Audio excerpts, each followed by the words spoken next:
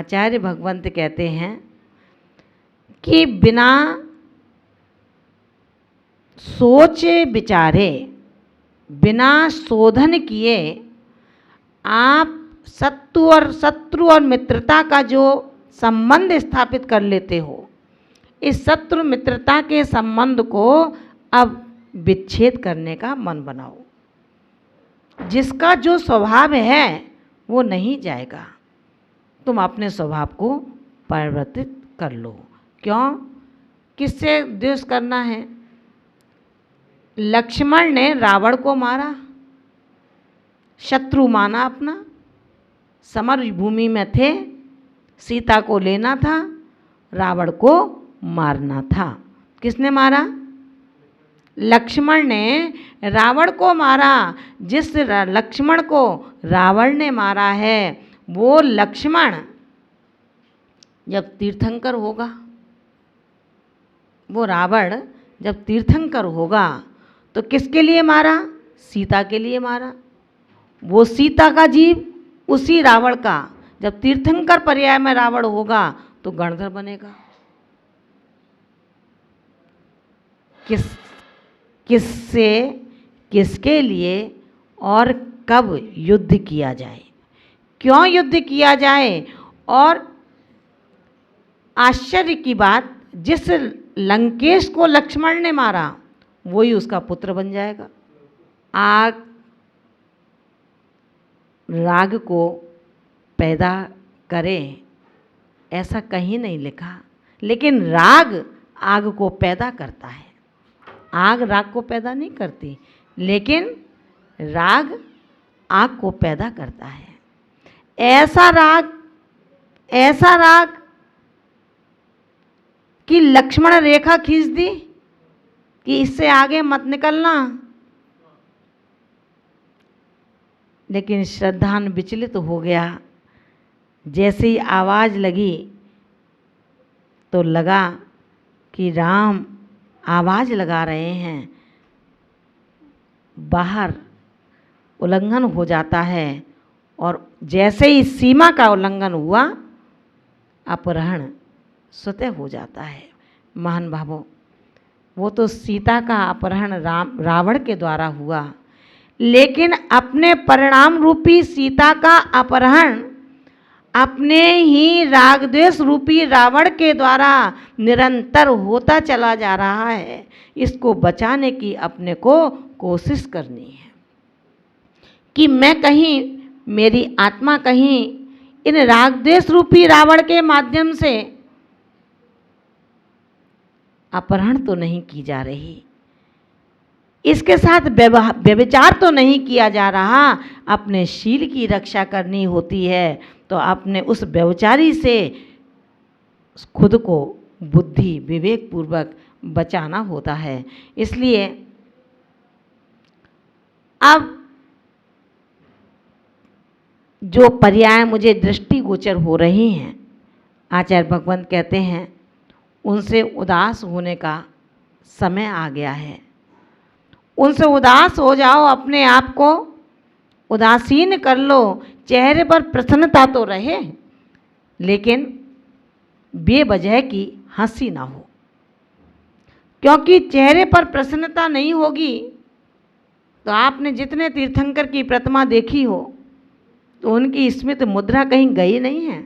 वो अंदर में इतने प्रसन्न हैं, वो अंदर से इतने खुश हैं, अपने आत्म भवन में बैठ कर के अपने चेतन को ऐसे हिडोले दे रहे हैं, उस सिद्धालय में बैठ कर के इतना आत्मरंजन कर रहे हैं। रे आत्मा के जिज्ञासु श्रावक, केवल आत्मा आत्मा की रटन से कभी भी तुझको आत्मा की प्राप्ति नहीं हो सकती है। पिता ने रागवश प्राण त्याग कर दिए, पिता ने रागवश प्राणों का त्याग हो गया उनका। पुत्र के व्यामोह में अपना किंचित भी नहीं सोचा कि मैं कब अपने आप के लिए पुरुषार्थ करूं। ऐसा पिता जब मृत्यु का वरण कर जाता है, लेकिन अभी भी घर नहीं छूटा, बकरा बन करके बार बार देरी पर आता है, बार बार देरी पर आता है। पुत्र डंडा मार के भगाता है, बकरा भागता नहीं है। एक दिन अवध ज्ञानी मुनराज से पूछ ही बैठा कि महाराज, न जाने ये बकरा कैसा है, इतना पिटता है लेकिन फिर भी भागता नहीं है। अवध ज्ञानी मुनराज तो दर्पणवत हैं। उन्होंने कहा, वत्स,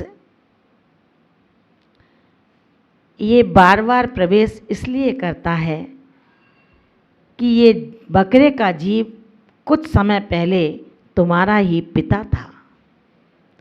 इससे ईर्ष्या मत करो, इससे द्वेष मत करो और इसे मत मारो, संतुष्ट हो जाओ, क्योंकि यह पर्याय की ऐसी ही दशा है। इन पर्यायों से मध्यस्थ होना पड़ेगा। इन पर्यायों से हमें अपने चेतन के लिए कहीं कोई घात ना हो जाए, ऐसी क्रियाओं से अपने को बचाना होगा। यदि रागवश आपने किसी से मित्रता ठानी है तो आचार्य प्रवर कहते हैं कि रे ज्ञानी शुद्धात्म अन्वेषी, तुमने जिससे अपनी राग बस मित्रता ठान ली है, क्या तुम्हें पता है वो तुम्हारा मित्र है? क्योंकि जिसको आप मित्र समझ रहे हैं, ये मित्र भी तुम्हारे अधिक राग में यदि पर्याय के स्थानांतरण होने पर और तुम्हारे पीछे के अंदर ही कोई बिच्छू बनकर आ गया, अन्य कुछ बनकर के आ गया, तो उसको झाड़ोगे तो नहीं, रख लोगे। आचार्य प्रवर कहते हैं कि भो श्रावक, ध्यान रखो, हम उतना ही परिचय बढ़ाएं, उतना ही राग बढ़ाएं जो राग आत्मा के शोधन में बाधक न बने। जहाँ आत्मा के शोधन में राग बाधक बन रहा हो, वो राग भी किसी काम का नहीं है। इसलिए जब तेरे प्राण ही तेरे नहीं हैं, जब तेरे प्राण ही तेरे नहीं हैं, तो पर के प्राण तेरे कैसे हो सकते हैं? जब तेरा शरीर ही तेरा नहीं है तो पुत्र का शरीर तेरे काम कब आ सकता है? विचार करना, जिन प्राणों से तू जी रहा है, जिन प्राणों से तू मर रहा है, जो इंद्रिय, बल, आयु, चक्षुष्वास, ये 4 प्राण जो हैं, इनका अगर उत्तर भेद करें तो यही 10 प्राण बन जाया करते हैं। ये प्राण भी तुझे छोड़ देंगे। जब तुझे ये प्राण छोड़ देंगे तो अपने प्रण को क्यों तोड़ता है? अपने प्रण में तल्लीन रह, अपने प्रण को संभाल। जिस समय 28 महाव्रतों का आरोपण गुरुदेव के द्वारा चल रहा था तेरे, उस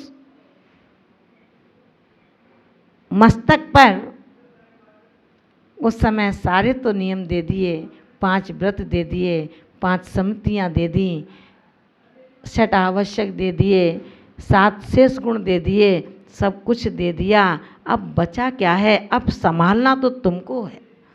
वो धरोहर तुम्हें दे चुके हैं 28 मूल गुणों की, अब संभाल अपने को करनी है कि मेरे 28 मूल गुण रूपी इस संपत्ति को, इन रत्नों को कोई चुरा करके ना ले जाए, कोई अपहरण ना कर ले। आचार्य भगवंत कहते हैं, बाह्य ग्रंथ विहीना नाम, जो बाह्य परिग्रह से रहित हैं, जो बाह्य परिग्रह से जो रहित हैं, तो कोई बड़ी बात नहीं है।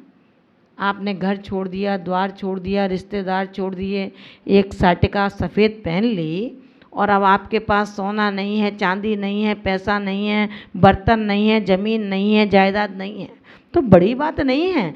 आचार्य प्रवर कहते हैं, ये तो दरिद्र मनुष्य जो होता है उसके पास भी कुछ नहीं होता है। याद है ना आपको, जब निवृत्ति के लिए जाते हैं कहीं पर या विहार करते हैं तो आपको सड़क पर चलते हुए सूकर दिखाई देते होंगे।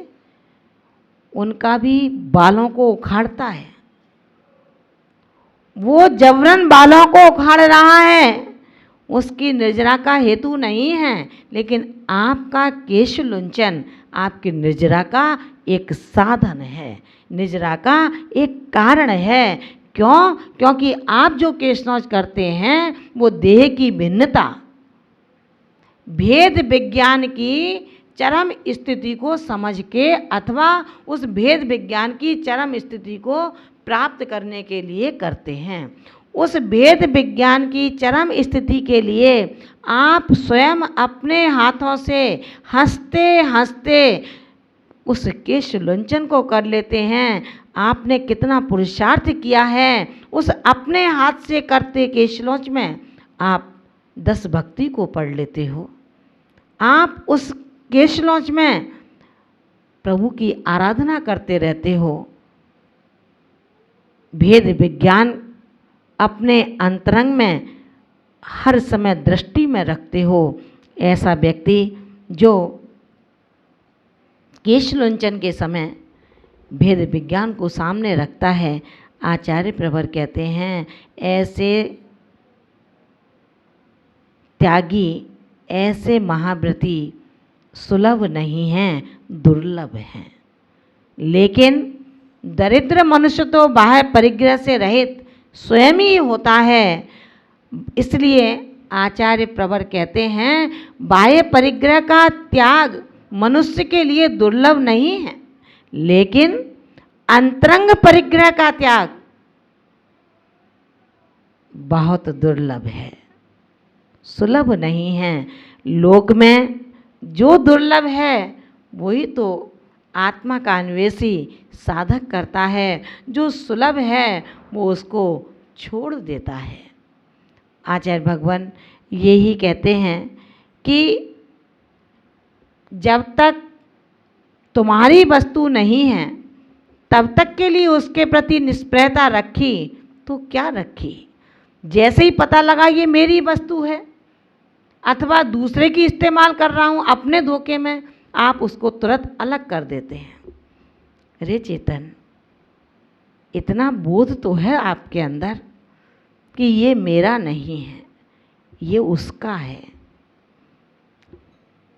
आचार्य प्रवर कहते हैं कि जब तेरे वस्तु पर तेरा चिन्ह था, उसको देख कर के उठाया, उसको देख कर के रखा, उस चिन्ह वाली वस्तु को यदि दूसरे ने ले लिया, तुम नहीं देख पाए, उसी का इस्तेमाल कर रहे हैं, अचानक ग्रंथ को बंद करते समय, ग्रंथ को परिवर्तित करते समय वो चिन्ह जैसे ही दिखा, आपने कहा अरे ये मेरी नहीं है, ये तो उसकी है, तो मेरी कहाँ है।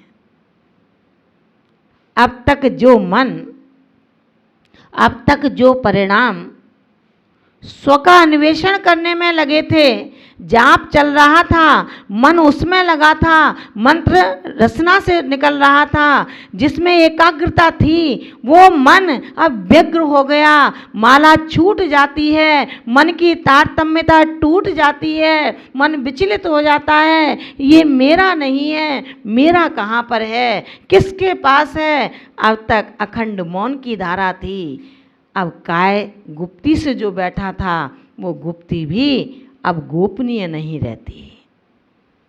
आचार्य भगवंत कहते हैं जिसने पर द्रव्य को जान लिया, जिसने पर द्रव्य को जान लिया, बस वो एक क्षण में छोड़ देता है। पर द्रव्य को जानकर एक क्षण नहीं लगता छोड़ने में। और आचार्य भगवंत कहते हैं परद्रव्य को जानकर छोड़ा तो क्या छोड़ा, स्वद्रव्य को जानकर जो छोड़ देता है उसका त्याग, उसका विचार उत्तम होता है। और जो छोड़ करके, त्याग करके, किसी को दे करके ग्रहण कर लेता है, आचार्य प्रवर कहते हैं ये तो वमन करने के बाद ग्रहण करने वाली बात सिद्ध हो जाया करती है। आचार्य पूज्यपाद स्वामी ने बड़ी अच्छी कारिका दी, अविद्वान पुद्गलम द्रव्य। यो भी नंदित तस्य तत्। जो अविद्वान यानी कि मूढ़ हैं, अज्ञानी हैं, बहिरात्मा हैं, ऐसी आत्मा जो पर पदार्थों का, अविद्वान पुद्गलम द्रव्य, पर पदार्थों का जो दृश्यमान है वो सारे पर पदार्थ हैं, नाशवान हैं। ऐसे पुद्गल पदार्थों का अभिनंदन करती है, सम्मान करती है, हृदय से लगाती है, ममकार की वृत्ति रखती है, उस ममकार से अहम को जन्म देती है। आचार्य प्रवर कहते हैं न जातु जंत्यो सामीप्यम, वो कभी उसको छोड़ता नहीं है। जहाँ जाएगा वो आत्मा भव भव तक वो पुद्गल वर्गणाएं उससे चिपकी रहेंगी, छूटेंगी नहीं। अपने को ऐसा बनना है क्या कि भव भव तक मुझे त्रासदी मिलती रहे। ये पुस्तक एक अगर किसी ने ले ली तो आप तो अपने गुरु से कह दो दूसरी पुस्तक मिल जाएगी, और आपके पास दो हैं, किसी ने ले ली तो अपने परिणामों को उत्तेजित ना करें। किसी पर अपना अधिकार हम ना जमाएं। हम एक साथ रहते हैं, एक परिवार के 20 सदस्य, 50 सदस्य, 60 सदस्य साथ साथ रहते हैं। साथ साथ रहना एक बात है, अब सभी आपकी बात माने ये दूसरी बात है, और सभी आपका सम्मान यथोचित करें ये तीसरी बात है। साथ साथ रहने का तात्पर्य विवेकी आत्मा ऐसे मानता है, जैसे हम जब स्कूल में पढ़ते थे, तो स्कूल में पढ़ते थे आप लोग भी, तो वहाँ पर बहुत सारे बच्चे होते थे, लेकिन क्या सभी बच्चे मेरे दोस्त बने? क्या सभी बच्चियाँ मेरी सहेली बनी? विचार करना। जैसे वहाँ सब नहीं बने, जो जैसा होता है वो अपना मित्र वैसा बना लेता है। यदि कोई बच्चा पढ़ने में बहुत टैलेंटेड है तो बहुत टैलेंटेड के साथ अपनी दोस्ती करता है। जो बच्चा मीडियम है वो मीडियम क्लास के साथ दोस्ती करता है। जो बिल्कुल अपर स्थिति का है वो ऐसों के साथ कर लेता है। जो उद्यमी है, शैतान है, पढ़ने के नाम पर सिर्फ दिखावा हो, वो ऐसे मित्रों को अपना मित्र बना लेता है। पूरा स्कूल मेरा दोस्त नहीं होता।